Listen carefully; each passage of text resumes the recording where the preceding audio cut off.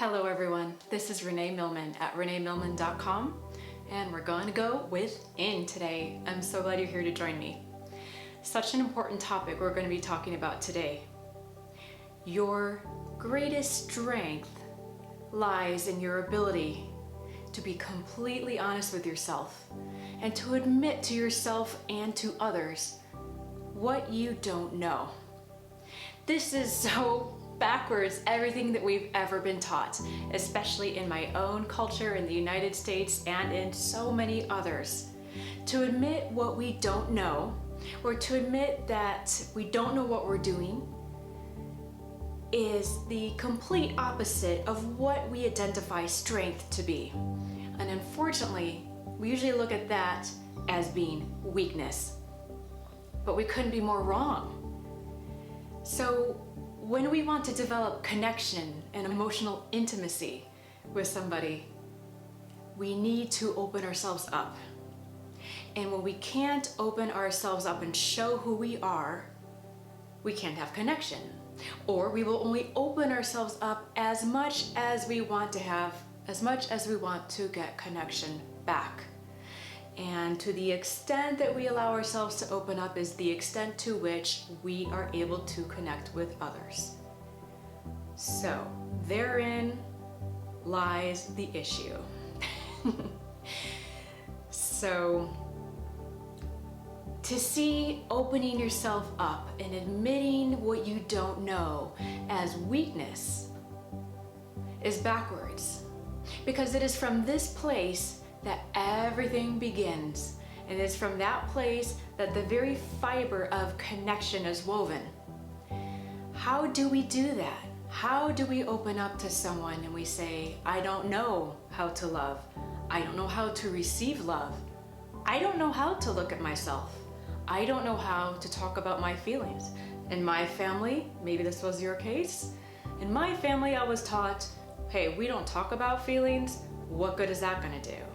Which I think applies to so many people.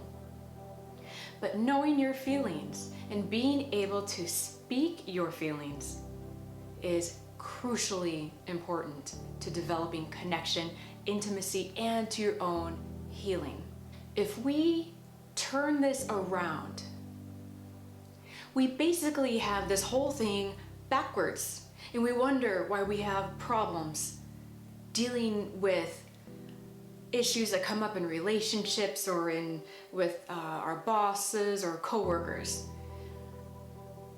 To be able to look at yourself and to be really, really scathingly honest, it's not easy. It's hard. It can be painful. But the flip side of that is that with that awareness and that honesty, you will be set free.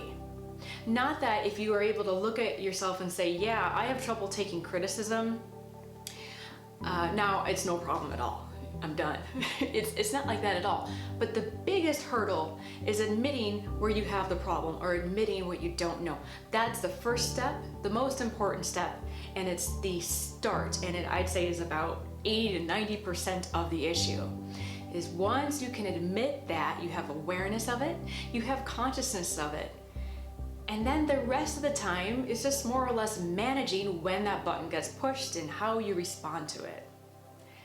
So we need to be able to see that this is strength, and let me tell you, it's a powerhouse. If you're able to look within yourself and say, yep, I do this, and yep, I have this tendency, and yep, I know I do that too. Yep, I'm high maintenance, or I've got these issues, or whatever it is for you. I'm just giving examples.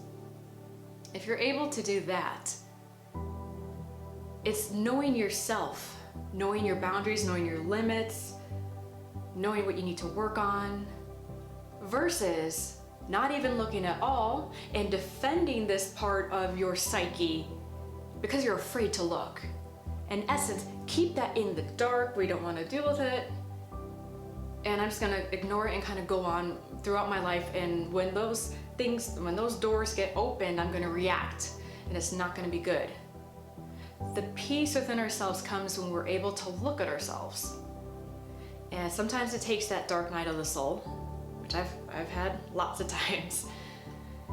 And sometimes it takes a partner or someone close to us telling us something that's really hard to hear. But if we can look at this as a situation to promote our growth and our healing, then we can move forward. If we look at it as, oh great, another thing I have to fix, another thing to add to my list of why I'm a mess. All right, fine, I'll work on that. No. We gotta have the attitude of, this is something that's gonna help me be better. This is something that's gonna help me be happier and to be more honest with myself. This is vulnerability. And we don't like vulnerability. Generally, most of us don't. And I've studied and read a lot about vulnerability. I highly recommend checking out work by Renee. I'll put links to some of her work below this video. It's so good and it's so healing. It has helped me a lot, and I think it could benefit you as well. But this vulnerability, when we say to someone close to us, I don't know how to love. I don't know how to receive love. I just don't know. What am I supposed to do?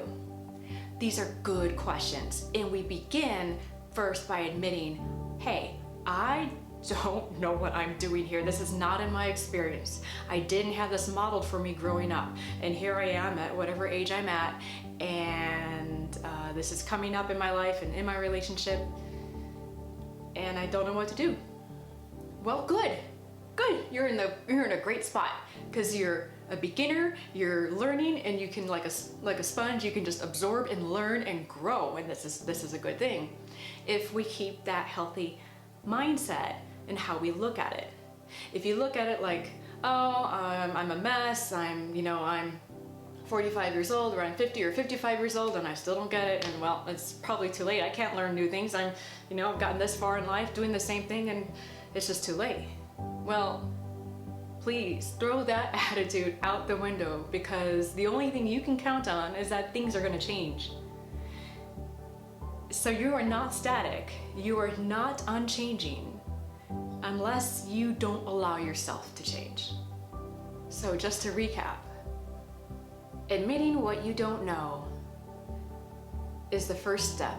It is your powerhouse. It is like this superpower of strength if you can learn to tap into that, if you can be brave to look within yourself and to know that this is the beginning of a path to freedom, to freeing you from that chain that has held you down, feeling like you cannot admit this thing about yourself, or to even say, I don't even know how to begin talking about it.